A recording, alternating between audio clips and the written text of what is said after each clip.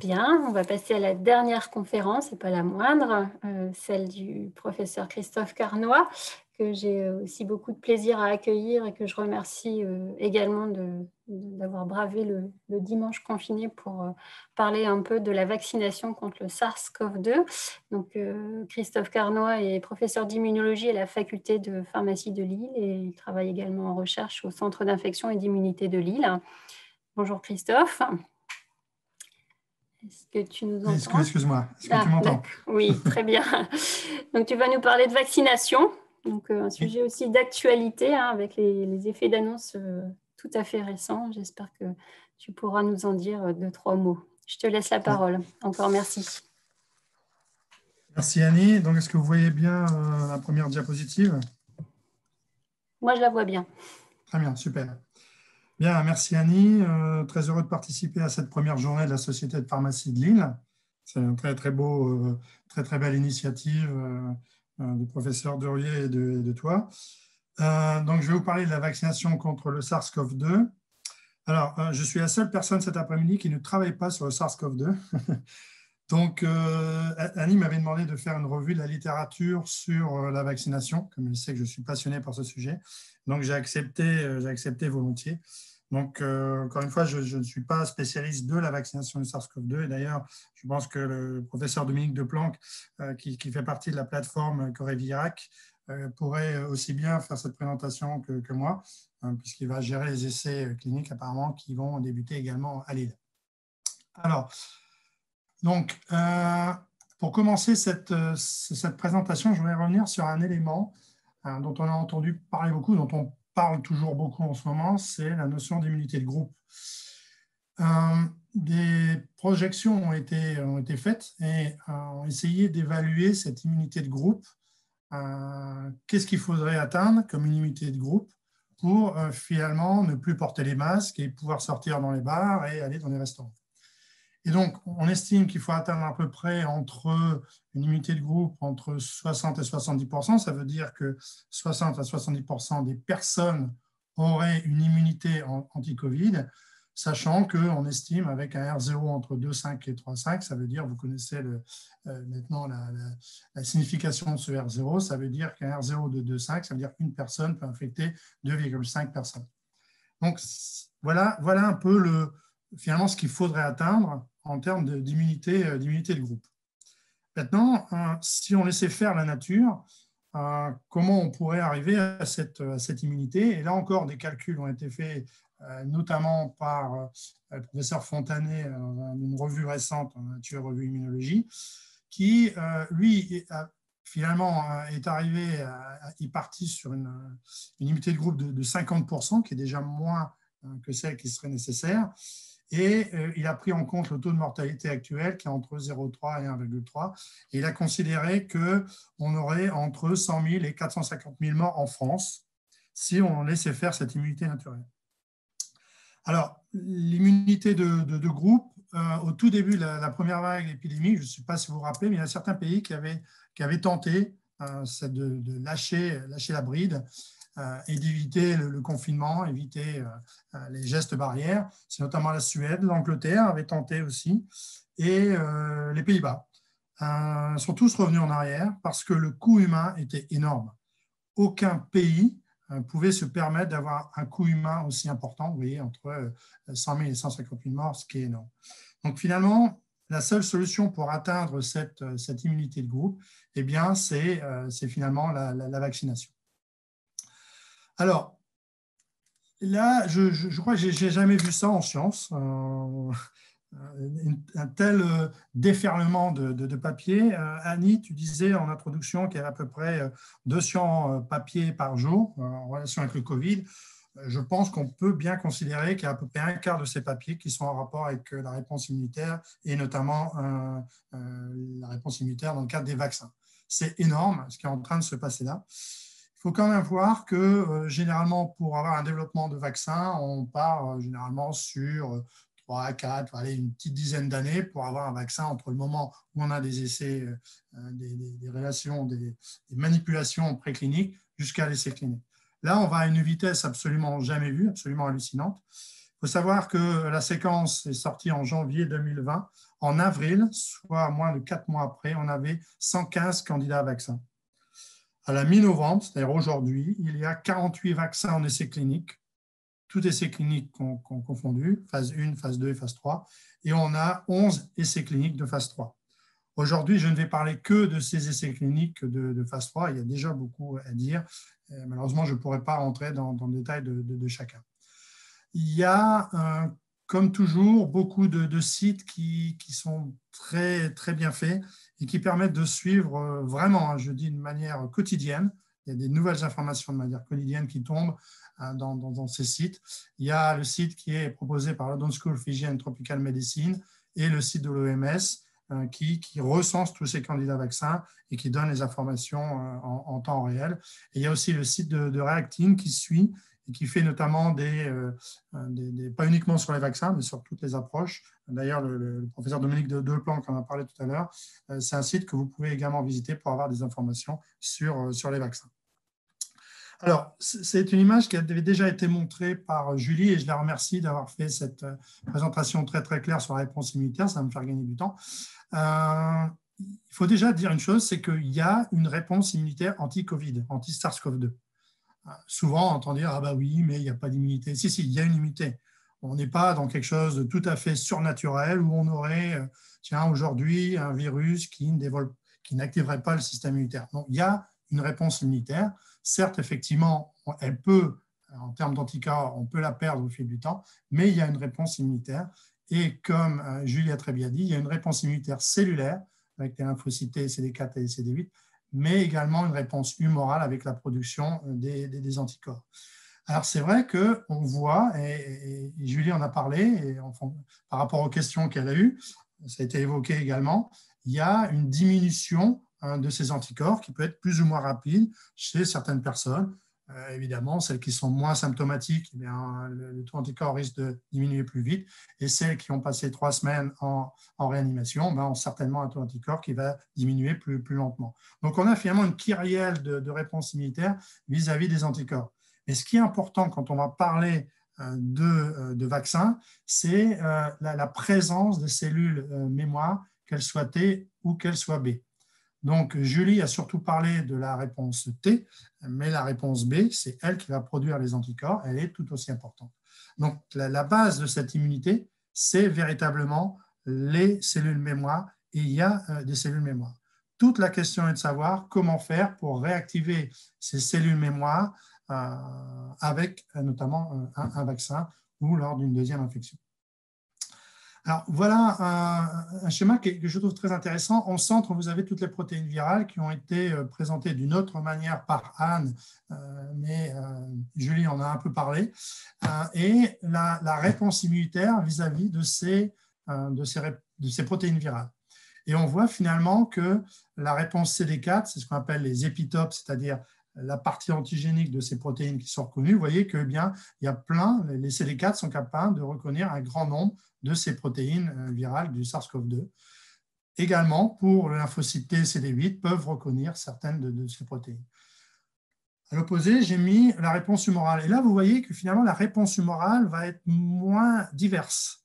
Et c'est ça aussi qui est important avec la réponse cellulaire, et notamment la réponse T, c'est qu'elle va être très variable, elle va toucher beaucoup plus de protéines virales, et ça peut être intéressant sur le long terme. Et on a parlé déjà en début d'après-midi de la variabilité de ces antigènes. Eh bien, le fait d'avoir une multitude d'épitopes reconnus par le système immunitaire, eh bien, ça permet d'envisager quelques modifications. On aura toujours quand même une réponse immunitaire globale, notamment de cellules T, CD4 et CD8. Concernant donc la réponse anticorps, eh bien, vous voyez que les anticorps peuvent aussi bien reconnaître la protéine S, glycoprotéine spike, et les protéines de la nucléocapside, et peut-être également les protéines enveloppe et les protéines M, on vient d'en parler. Mais ce qui est intéressant de voir, c'est que si on veut faire un focus sur les anticorps neutralisants, eh bien, ils vont vraiment reconnaître la protéine S, cette fameuse protéine S qui correspond à ces spikes. Donc, voilà ici une représentation en 3D de cette protéine qui contient un domaine de reconnaissance du récepteur qu'on voit ici en orange. Et c'est ce domaine-là qui est important pour la fixation de la protéine, donc du virus, sur la cible. Et donc, évidemment, quand on cherche les anticorps neutralisants, eh bien, c'est contre cette région pour finalement permettre un blocage de l'entrée du virus. Alors, je l'ai dit, hein, c'est très impressionnant ce qui est en train de se passer là. Toutes les stratégies vaccinales qui existent au monde sont testées aujourd'hui dans le cadre du SARS-CoV-2. C'est vraiment hallucinant ce qu'on peut voir. Donc, vous avez vu plus de 100 essais cliniques, 100 approches vaccinales différentes. C'est vraiment très impressionnant. Mais les vaccins peuvent être regroupés en 4 catégories. Tout d'abord, les protéines, avec soit les sous-unités protéiques, et notamment, on va parler évidemment de la protéine S, ou des pseudoparticules virales. On peut également avoir des virus qui sont soit vivants, soit inactivés. On aura également des vecteurs viraux, c'est-à-dire qu'ils vont transporter des molécules du SARS-CoV-2 vers le système immunitaire. Ces vecteurs peuvent être réplicatifs ou non réplicatifs. Et également, on a de nouvelles approches par des vaccins par acide nucléique, pardon. C'est soit des vaccins ADN, soit des vaccins ARN. Et vous voyez ici le nombre de vaccins qui sont en développement, toujours très, très impressionnant. Donc, je vais passer en revue ces quatre parties et je vais commencer avec les vaccins à base de protéines purifiées. Donc, comment ça marche? On injecte la protéine et cette protéine va être prise en charge par une cellule dendritique. Alors, cette cellule, vous allez le revoir dans différents schémas. La cellule dendritique est très importante puisque c'est elle qui va capter les antigènes, les couper en petits morceaux et les présenter notamment au lymphocyte T. Et c'est à partir de ce moment-là que va se déclencher la réponse adaptative qui va être importante pour avoir une bonne réponse virale. Donc, on voit ici que l'injection va permettre une captation de cet antigène par la cellule dendritique. On a aussi la possibilité d'avoir des pseudoparticules virales. Ça, c'est par exemple, pour vous donner un point de comparaison, c'est le vaccin contre le papillomavirus qui utilise ce genre de pseudoparticules virales. Et donc là, même chose, cette pseudoparticule va être captée par la cellule dendritique et les antigènes vont être présentés. Donc là, il n'y a pas en phase 3 de vaccin sous forme de pseudoparticules virales. Par contre, il y a un vaccin en sous-unité protéique. C'est un vaccin, c'est Novavax, qui est utilisé en 2 doses. Et c'est une phase 3 qui vient de commencer et qui va être notamment être développée au Royaume-Uni. Un mot quand même, dans cette catégorie, on retrouve le vaccin de Sanofi Pasteur GSK qui va rentrer en phase 3 en décembre. Alors, quel est l'avantage de cette approche vaccinale par rapport à d'autres? C'est-à-dire que c'est une vaccination qui a une bonne innocuité, et donc par conséquent, ça peut être utilisé sur une très très large population. Et surtout, vous allez voir, ça va poser problème pour d'autres vaccins, c'est que le stockage se fait entre 2 et 8 degrés, c'est-à-dire communément au frigo, ce qui quand même facilite les choses. Alors, la problématique, c'est qu'évidemment, on va avoir une faible immunogénicité qui va malheureusement nécessiter les adjuvants et ça va nécessiter également un long processus de production et notamment puisqu'il faut produire cette protéine de manière recombinante.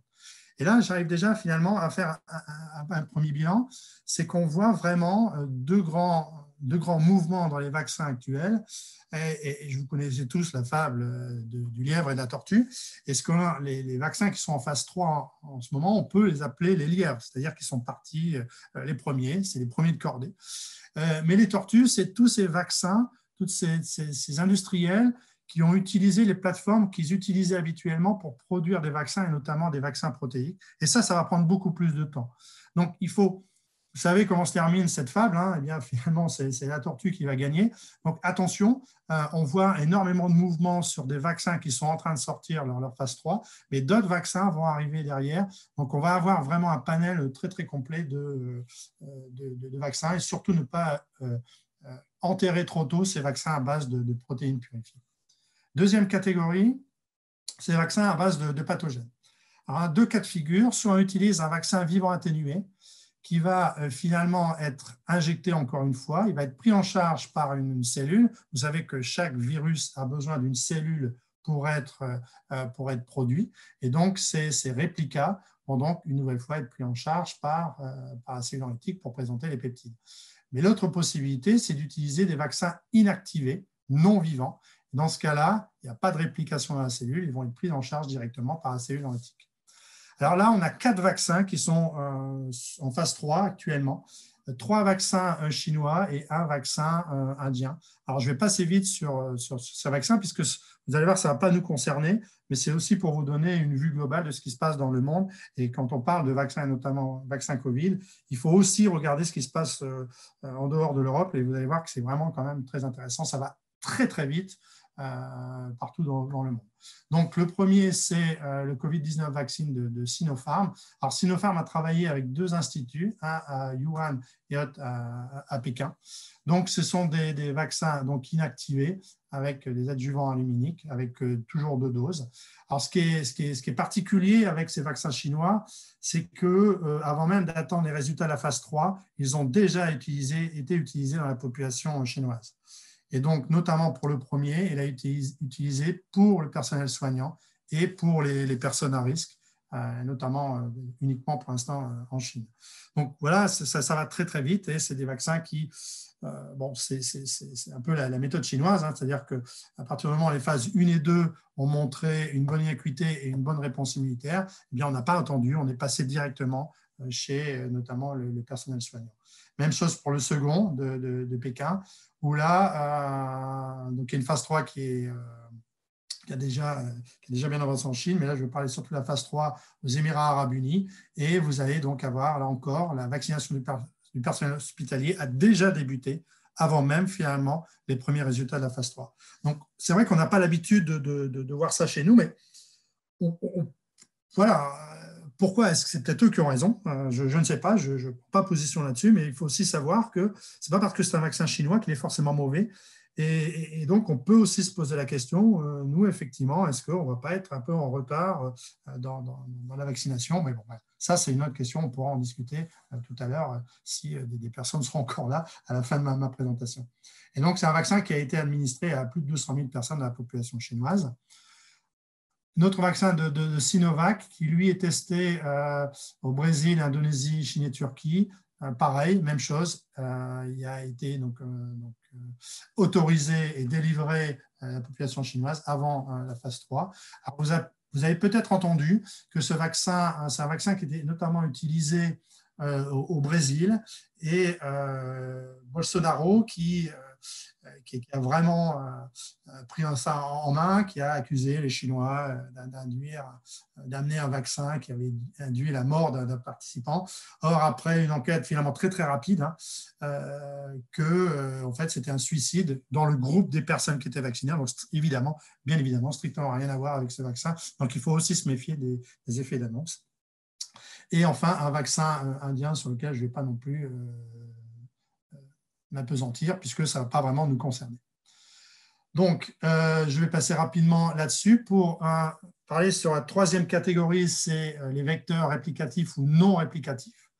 Alors, un vecteur réplicatif, c'est-à-dire que c'est un système, et notamment essentiellement des adénovirus ou des lentivirus, qui vont pouvoir être injectés chez l'individu, qui vont se répliquer, et c'est ces virus chimériques qui vont donc être captés par la cellule dendritique et qui vont donc être présentés au système immunitaire.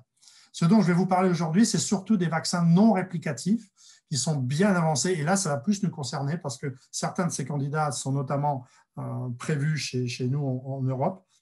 Donc là, c'est le même principe. C'est une injection, mais il n'y aura pas de réplication de ce virus. Donc, il y en a 4. Le premier, c'est le Chadox. J'aime bien l'appeler comme ça. Chadox parce que CH, c'est pour chimpanzé, AD pour adéno et Ox pour Oxford. C'est le vaccin qui est également développé par AstraZeneca. Et la phase 3 a commencé en août et va accueillir 30 000 participants. Donc, c'est un vaccin qui a 2 doses avec des particules à chaque dose, à peu près 10 puissance 5, 10 puissance 10 particules virales par dose. Là également, vous avez entendu parler d'un arrêt, d'une pause de cette phase 3 pour un patient avec une myélite transverse et un syndrome neurologique qu'on trouve parfois lié à des pathologies auto-immunes. Alors, voilà, c'est en cours d'étude.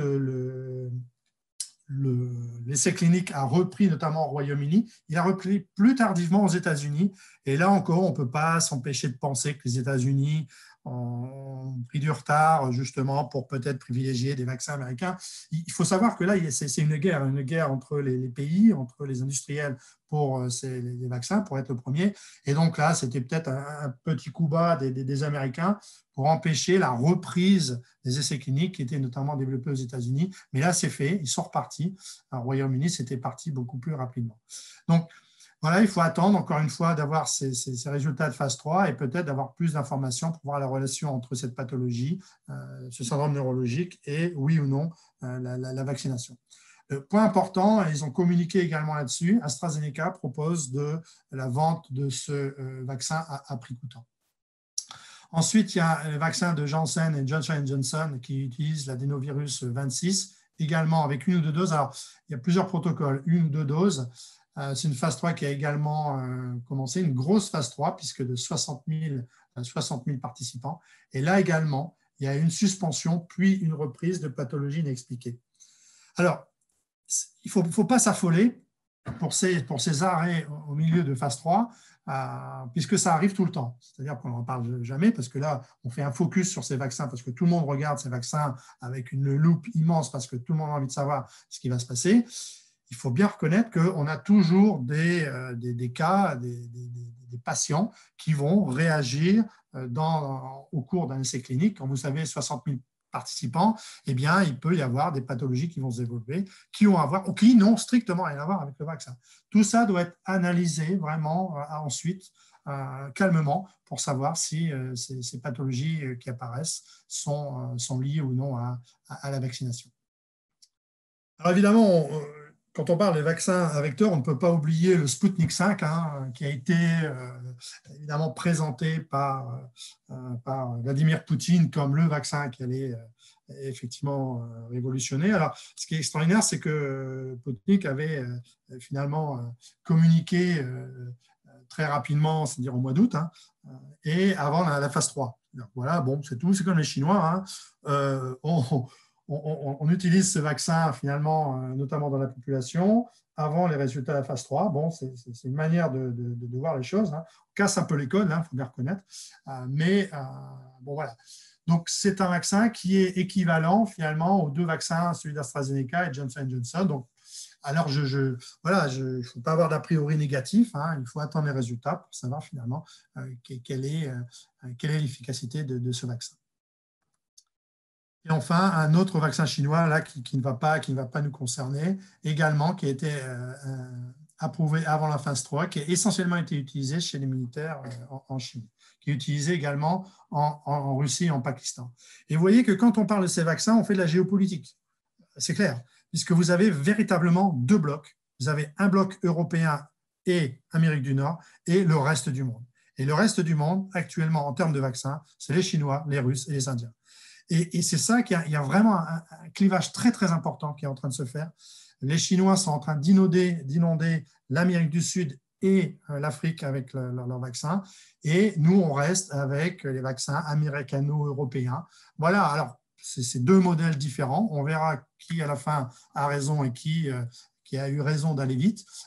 Je ne sais pas. Ça, il faudra… je suis très curieux de voir ce qui va se passer dans les mois à venir.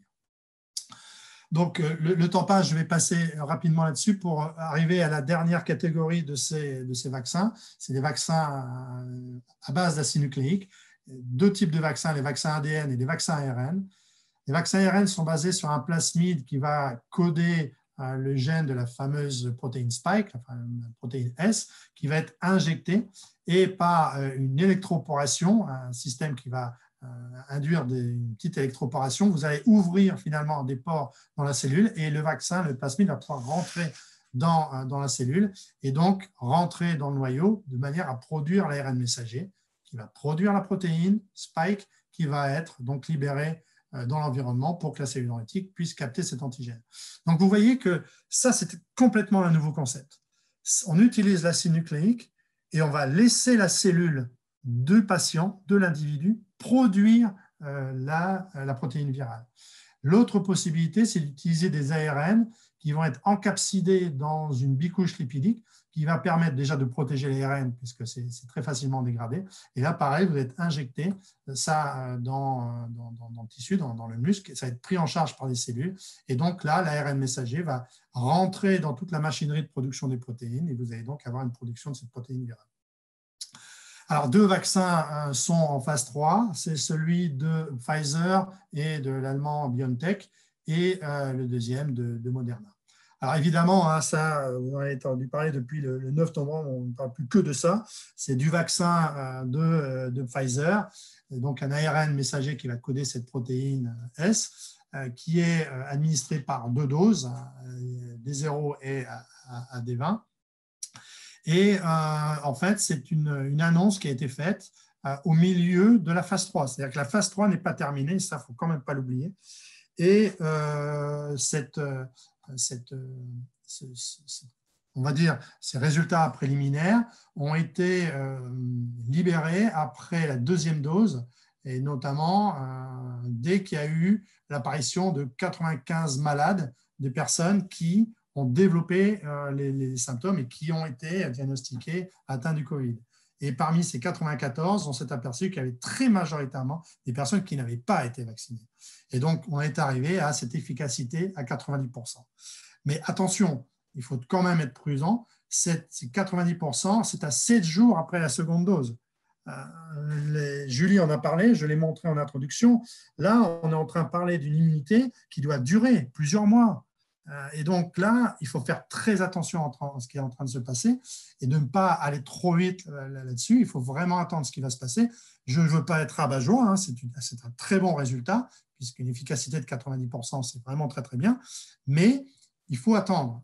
Donc voilà, pour savoir si on peut avoir finalement une efficacité sur plus long terme.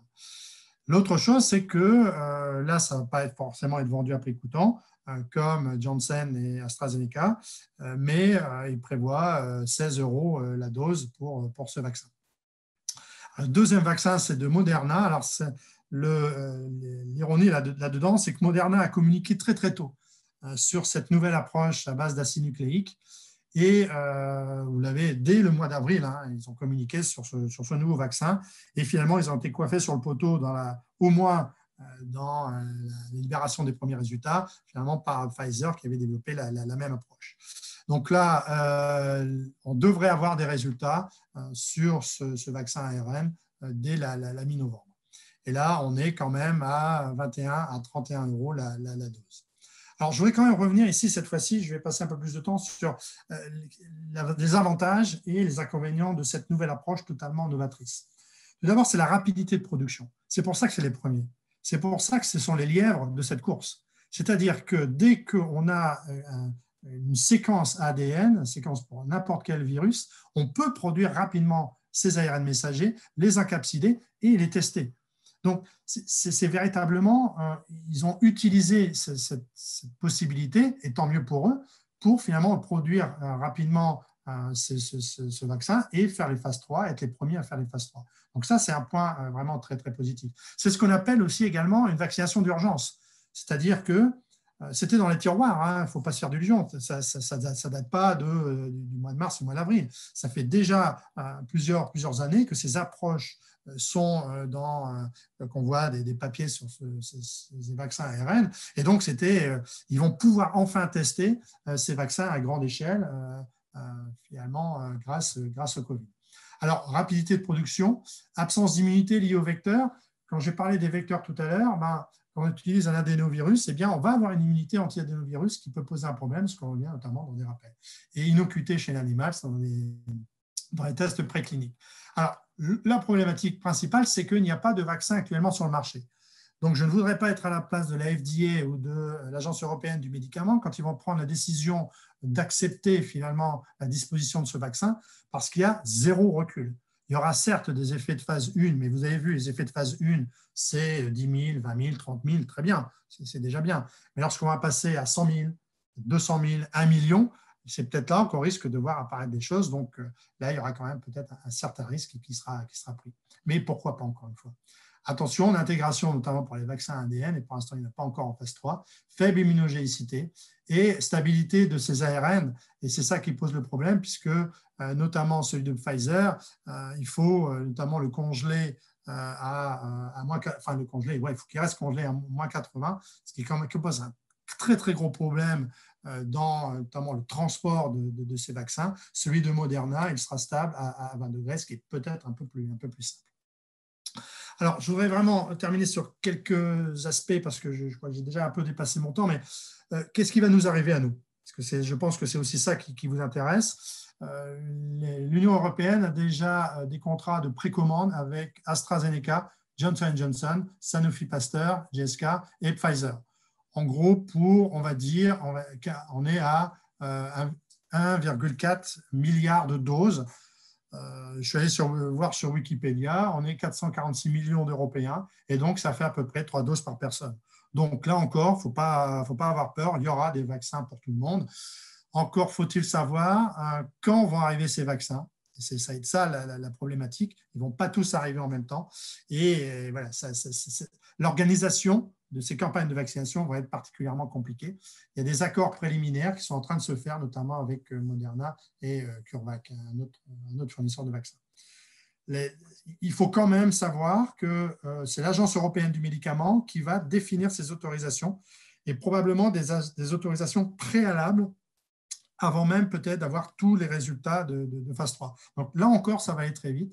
Et l'Agence européenne a dit dès le départ qu'elle allait faire au plus vite pour finalement rendre possible l'accès à ces vaccins. Je vais passer là-dessus. Un certain nombre de questions qui se posent vers l'efficacité vaccinale. Donc, on a vu le vaccin de Pfizer a une efficacité vaccinale de 90% à 14 jours après la première dose. Bon, peut-être qu'on va continuer à ce niveau-là, ce serait évidemment idéal, mais l'OMS est prêt à soutenir tous les vaccins qui auront une efficacité de 50%, et l'Europe est même capable de soutenir des vaccins qui auront une efficacité au-deçà de 50%. Donc, le vaccin pour quand? Ça, évidemment, soit peut-être fin décembre pour les vaccins ARN, on va dire janvier, mais on va dire pour nous, les Européens, ce sera plus, on va dire, au printemps. Alors, la capacité de production, ça, c'est aussi un problème. Moderna n'a pas d'histoire de production des vaccins. C'est aussi pour ça, je pense, qu'ils ont été doublés sur le fil par Pfizer, qui, lui, a ses unités de production. Donc là, il aussi va se poser la question, produire des vaccins pour des essais de phase 3 de 30 000, 50 000 personnes, ça va. Et quand il faut en produire des centaines de millions, parce que c'est ça qu'il faut voir, c'est des centaines de millions de doses de vaccins, là, ça pourra peut-être poser un problème. Qui vacciner? Alors ça aussi, une grande question. Il va y avoir une priorisation des vaccinations, ça c'est clair. Pas de vaccination obligatoire. Je sais que notamment il y a un candidat à la présidentielle, et notamment le candidat des Verts, qui a parlé d'une vaccination obligatoire. Ça n'a pas vraiment de sens. Il y aura une priorisation de ces vaccinations essentiellement vers les personnes à risque, notamment les hospitaliers et les personnes âgées.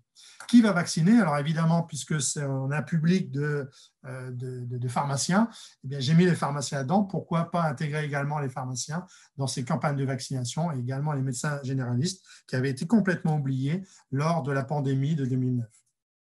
Et dernière question, et je vais terminer là-dessus, c'est l'acceptabilité des vaccins.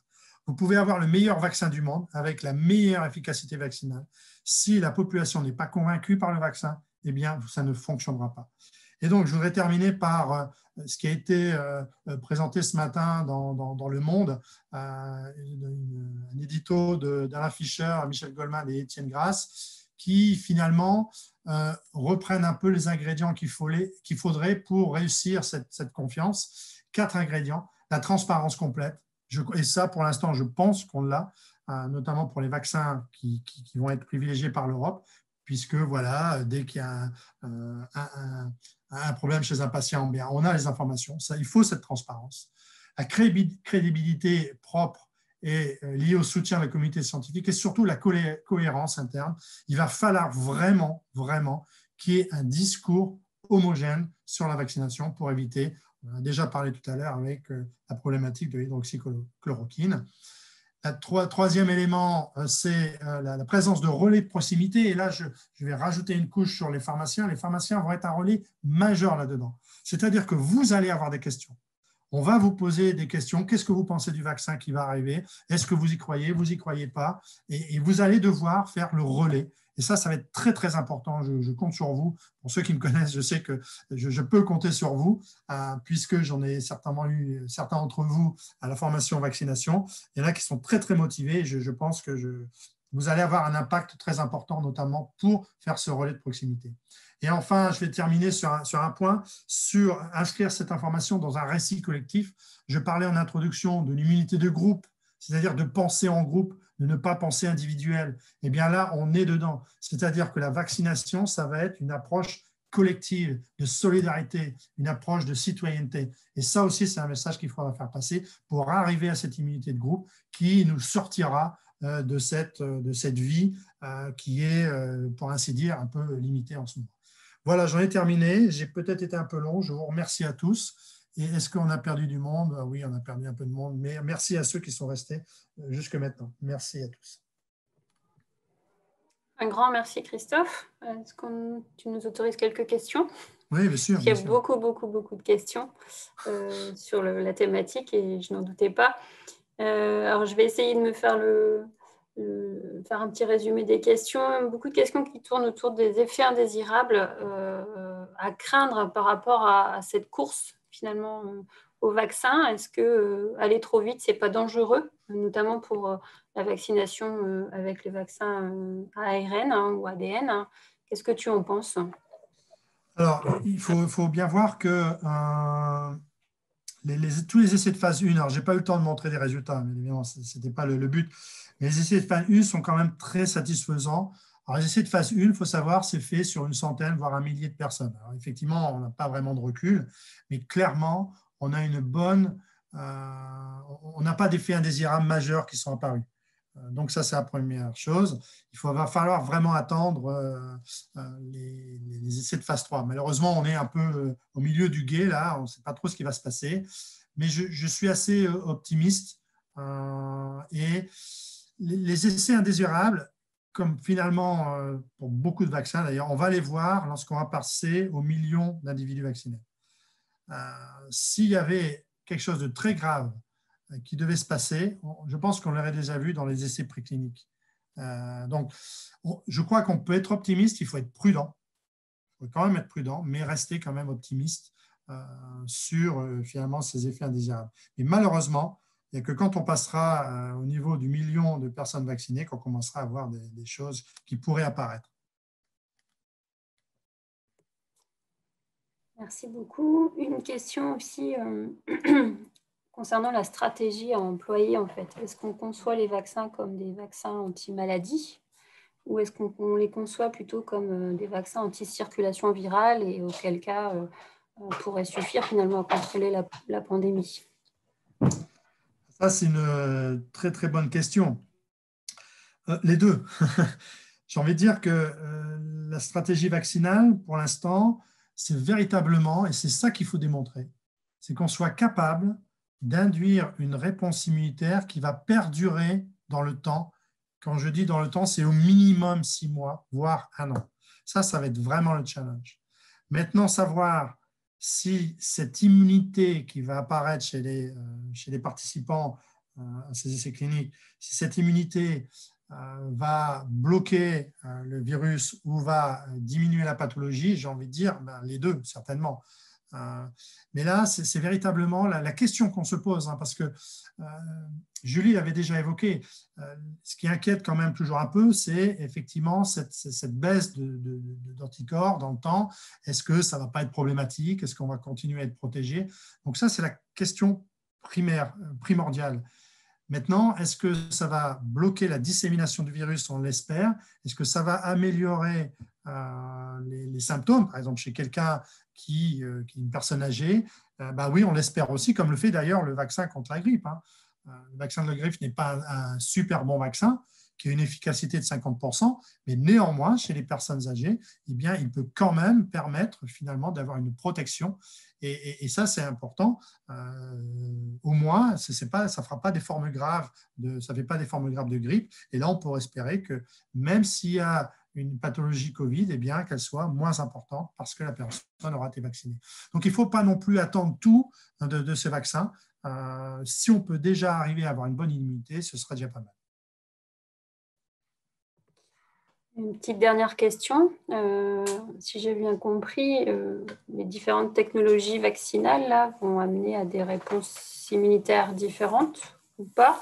Et si oui, est-ce qu'on peut imaginer être vacciné par un vaccin dit lièvre et plus tard par un vaccin à base de protéines? Ah, là encore, c'est une très, très bonne remarque. Là, effectivement, pour l'instant, évidemment, les industriels, ils sont basés sur, quand on dit 2 doses, c'est 2 doses du même vaccin. Bon, ça, évidemment, c'est tout à fait normal. Mais ce qu'il faut comprendre, et ça a déjà été fait, notamment dans des essais de vaccination, notamment quand on paludisme, c'est ce qu'on appelle les approches prime boost. C'est-à-dire que la première injection se fait avec un type de vaccin et on revient en boost avec un autre type de vaccin. Et notamment, les vaccins ADN ont été utilisés chez l'homme dans cette approche-là. Dans le cas du VIH également, il y a eu des approches de type prime boost. Et ça, ce serait une très bonne approche. Le problème, c'est que là, on va être confronté à un problème d'industriel, c'est-à-dire qu'il va falloir mélanger, par exemple, le vaccin d'AstraZeneca avec celui de Pfizer. Ils ne vont peut-être pas forcément être d'accord, parce que là, ça introduit une variable dans chacun des vaccins et on ne sait pas trop comment ça va fonctionner. Mais j'aime penser que le temps va nous amener finalement à ces approches. Et le fait d'avoir, après un boost avec 2 vaccins différents, va permettre d'élargir la couverture vaccinale et d'élargir la réponse vaccinale.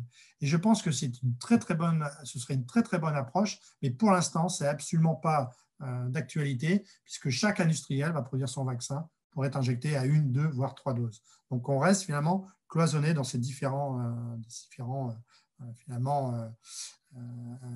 carcan industriel, mais ce qui est normal, l'industriel produit un vaccin pour qu'il soit utilisé dans ses recommandations et pas mélangé avec d'autres vaccins. Donc encore un challenge pour les mois, voire les années à venir. Je vois que quelqu'un a écrit que les gens ne veulent pas de vaccin, ils veulent un médicament. Certes, okay. Les 2 sont possibles, hein, a priori, sur les informations qu'on a eues aujourd'hui, tout est envisageable. Oui. Moi, j'avais une dernière question peut-être pour revenir sur la présentation d'Anne, hein, qui parle d'un virus qui mute assez souvent. Est-ce qu'on peut imaginer que la rapidité de mutation du virus soit une entrave au développement des vaccins et à leur efficacité du coup? Alors, ça peut être une question. C'est vrai qu'il y a une mutation. Ce n'est pas non plus des mutations qui vont complètement faire un réarrangement de gènes, qui vont complètement changer la protéine. Si on focalise sur la protéine S, qui est la protéine majeure développée et trouvée dans les vaccins, on peut avoir effectivement des changements d'acide aminé, mais globalement, on va rester quand même avec une certaine immunogénicité. Alors, je ne dis pas que sur 1 an, 2 ans, 3 ans, parce que là, clairement, hein, on est parti sur plusieurs années. Ça, c'est évident, ça a déjà été dit auparavant. Mais alors peut-être que sur une année, l'évolution virale ne permettra pas finalement d'avoir un vaccin inefficace. Effectivement, sur plusieurs années, on peut envisager tout à fait d'avoir une adaptation du vaccin aux souches qui circuleront. Mais là, ce qui est quand même un peu rassurant, c'est que certes, il y a des mutations, Anne l'a très bien présenté, mais on a quand même finalement une certaine consistance immunologique, j'ai envie de dire, et antigénique, parce que ces antigènes sont importants, qui permettent quand même d'envisager une protection, encore une fois, sur 6 mois, peut-être 1 an. Mais il faut avoir effectivement sur le long terme, c'est clair. Merci beaucoup, Christophe. Donc, il nous reste encore de longs mois, voire longues années pour entendre parler encore de ce coronavirus. Je pense que là, on a dépassé largement le temps qu'on s'était fixé. Hein. On a plus de 3/4 d'heure de retard, donc je vais me permettre de conclure, si tu me l'autorises. Conclusion, pour remercier bien sûr vous tous, orateurs, qui avez pu brosser un large champ d'informations à jour, en tout cas sur le coronavirus. Et un grand merci pour la qualité et l'excellence de vos présentations. Ça a été relevé plusieurs fois dans le chat et dans les questions-réponses. Donc un grand merci à vous. Sans vous, on n'aurait rien pu faire. Je remercie également tous les participants qui sont encore très nombreux. Là, on est à plus de 350 personnes encore connectées au webinaire. Donc, c'est vraiment pour nous un succès vraiment franc et massif. Donc, on vous remercie tous. de votre participation. Ça laisse présager de beaux jours pour la Société de pharmacie de Lille. Alors là, juste pour parler un peu de la société, hein, qui est une ancienne association, hein, qui a été créée en 1945,